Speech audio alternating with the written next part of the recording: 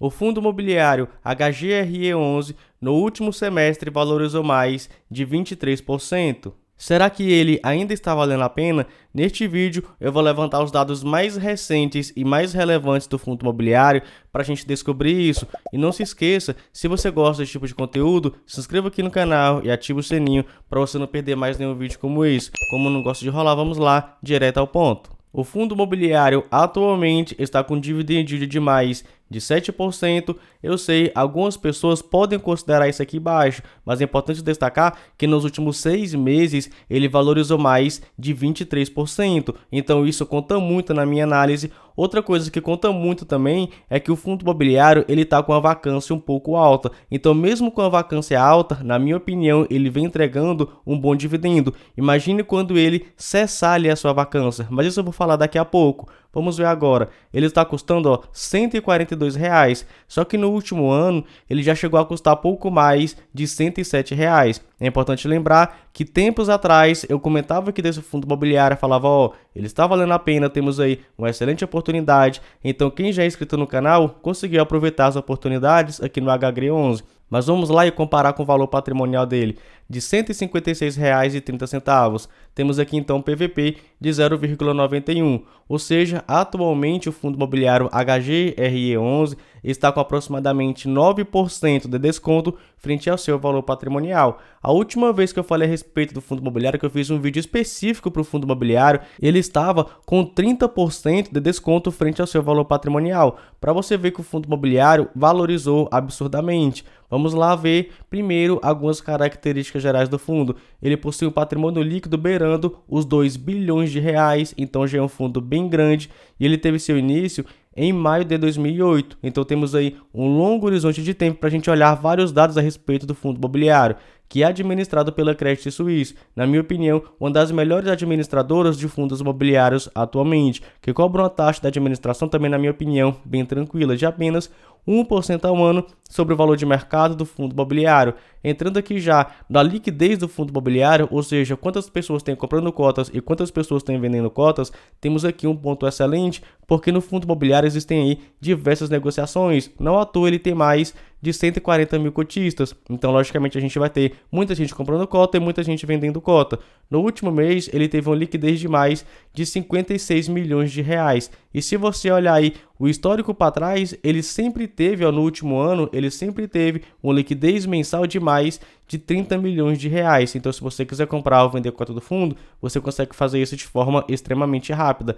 Outro ponto que na minha opinião é positivo é que quando a gente compara os rendimentos do fundo imobiliário com os rendimentos do IFIX, para quem não sabe o que é o IFIX, é o índice de fundos imobiliários. Na minha opinião, para um fundo ser bom, tem que ao menos superar esse índice. Mas temos que lembrar que o IFIX ele está carregado de fundos imobiliários de papel que no último ano entregaram altos rendimentos. Mas mesmo assim, repare que o HGRE11 ele vem pareando quase a vida toda com o IFIX. Um tempo atrás, ele estava acima do IFIX, pouco acima, mas estava acima do IFIX. Depois ele pareou com o IFIX, ficou um tempo abaixo do IFIX, ficou acima do IFIX novamente, depois ele pareou novamente com o IFIX e agora está novamente abaixo do IFIX, tentando parear com o IFIX. Mas se você olha o histórico aí do fundo imobiliário versus o IFIX, ele venceu o IFIX, sim por pouco, mas venceu o IFIX. Entrando aqui na carteira do fundo imobiliário, ele possui participação em diversos imóveis, são todos esses que eu marquei na tela para você, e ele não possui apenas lajes corporativas, porque estamos falando aqui de um fundo imobiliário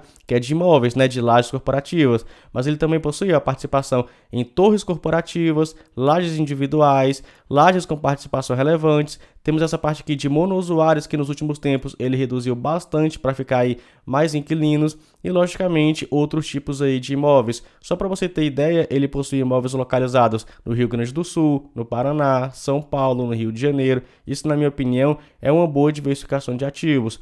Contudo, é importante lembrar que recentemente o fundo imobiliário soltou alguns fatos relevantes que ele está vendendo alguns imóveis, ao menos ele já assinou o compromisso. Olha só, no fato relevante divulgado no dia 14 de junho de 2023, o fundo imobiliário formalizou o compromisso de vender o prédio e respectivo terreno de propriedade do fundo localizado na Rua Alegria. E aí ele continua com os dados. O que importa pra gente é o valor dessa negociação. E olha só o valor da venda, R$ 70 milhões, o que gerará um lucro em regime de caixa de mais de 11 milhões de reais, ou aproximadamente 93 centavos por cota. Com isso, o fundo imobiliário mostra que vai ter um bom lucro, né, na venda aí desse ativo. Outra venda também é esse aqui, ó, Conjuntos Brasil Interparte, também localizado em São Paulo. Olha só, o fundo vai vender o imóvel no valor, tá aqui o valor, 4 milhões e 600 mil reais, sendo a primeira parcela de 1 milhão e 600 mil já paga em maio de 2023 e o restante de 3 milhões de reais em algumas parcelas no valor de 375 mil reais. E com essa venda temos aí um lucro previsto de pouco mais de 1 milhão e 700 mil reais, ou aproximadamente 14 centavos por cota. O preço da venda do imóvel é de 58,6% superior ao valor investido. Então, realmente, a gestão do fundo imobiliário está vendendo alguns imóveis e está conseguindo lucrar com isso. Mas, mesmo assim, a sua vacância continua alta. Atualmente está pouco mais de 19%, 19,1% para ser exato. Mas, se você olhar ano passado, ao junho de 2022, temos aí quase 25%. Então, ele realmente vem diminuindo a sua vacância, só que a vacância continua alta, porque o setor de lajes corporativas vem sofrendo bastante. E como esse fundo aqui é do segmento, né, logicamente ele também vai sofrer bastante. Mas, na minha opinião, é um bom fundo imobiliário, possui bons imóveis, na minha opinião, possui bons fundamentos. Em relação aqui ao vencimento dos contratos, temos aí uma média de quase 5 anos. Isso quer dizer que aproximadamente 88% vai vencer de 2026 em diante. Logicamente, nesse período a gente vai ter diversos revisionais. É importante lembrar que 100% dos contratos do fundo imobiliário atualmente são típicos, ou seja, o inquilino pode pagar uma multa e sair tranquilamente. Eu fico tranquilo com isso porque, na minha opinião, realmente o fundo imobiliário possui bons imóveis, mesmo eu não gostando de lajes corporativas. Quanto aos locatários, ele possui diversos. Contudo, é importante salientar que aproximadamente 50% da receita